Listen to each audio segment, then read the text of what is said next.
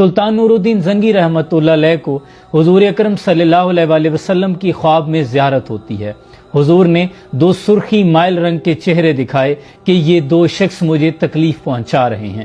یہ تب کی بات ہے جب عیسائیوں نے عالم اسلام کے خلاف ایک بہت بڑی سازش ترتیب دی۔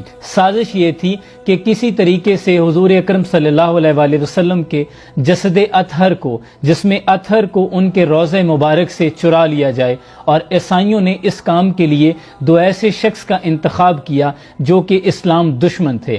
انہوں نے ظاہر ان کا حلیہ بالکل متقی و پرہیزگار زاہدوں والا بنایا، انہیں کچھ وظائف، کچھ ذکر و اذکار سکھائے اور حج کے قافلے کے ساتھ مدینہ بھجوا دیا۔ ان دو بدبختوں نے مدینہ پہنچ کر مسجد نبی صلی اللہ علیہ وسلم کی ایک جانب بالکل قریب ایک مکان کرائے پہ لے لیا۔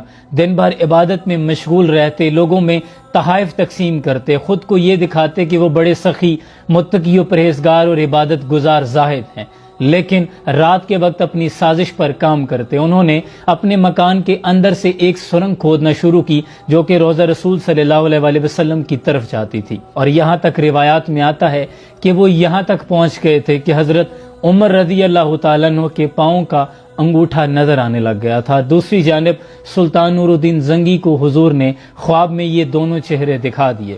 اب سلطان نورالدین زنگی نے اپنے ساتھ کچھ افراد لیے اور کچھ تحفے تحائف اپنے ساتھ لیے اور دمشق سے مسجد نبی صلی اللہ علیہ وسلم کا رخت سفر باندھ لیا۔ سلطان نورالدین زنگی نے مدینہ شریف پہنچ کر سب سے پہلے روضہ رسول صلی اللہ علیہ وسلم پر حاضری پیش کی۔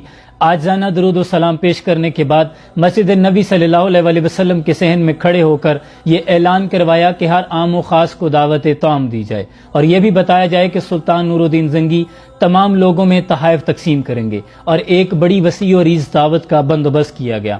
اب ہر آنے والے شخص کو سلطان بغور مشاہدہ کر رہے تھے اور سلطان کو جن چہروں کی تلاش تھی انہیں دیکھ رہے تھے۔ جب تقریباً تمام لوگ ہی جا چکے تو سلطان نے حکام سے پوچھا کہ تمہارے مطابق کوئی رہ تو نہیں گیا؟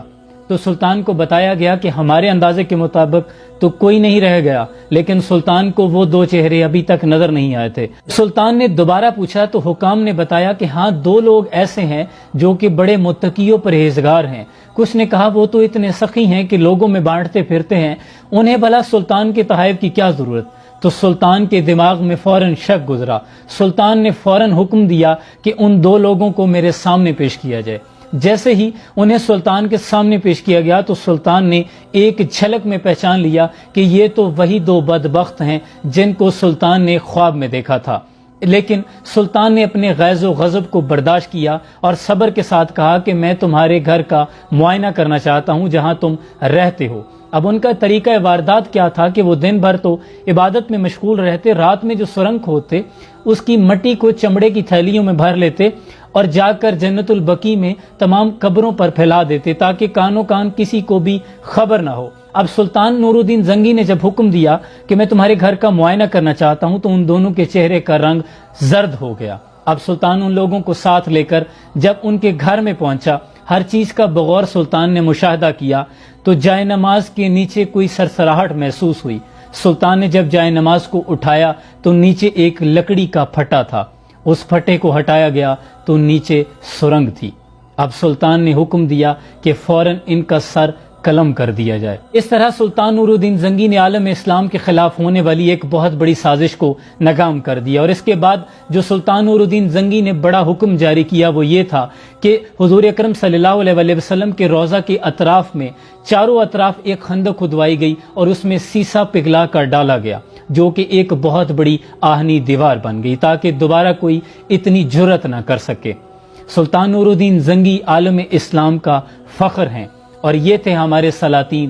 صد افسوس کہ ہمارے آج کے حکمران جنہوں نے اپنی غیرت ایمانی اغیار کے ہاتھوں میں بیچ دی ہے۔ اقبال کہتے ہیں بیان میں نکتہ توحید تو آ سکتا ہے، تیرے دماغ میں بت خانہ ہو تو کیا کہیے، اور وہ رمز شوق جو پوشیدہ لا الہ میں ہے، طریق شیخ فقیہانہ ہو تو کیا کہیے، اور وہ سرور جو حق و باطل کی کارزار میں ہے، تو حرب و ضرب سے بیگانہ ہو تو کیا کہیے، اور جہاں میں بندہ حر کے مشاہدات ہیں کیا کیا، تیری نگاہ غلامانہ ہو تو کیا کہیے۔ صد افسوس کہ انہوں نے آج خود کو سلاطین کا غلام بنا لیا ہے، انہوں نے اپنی غیرت ایمانی اغیار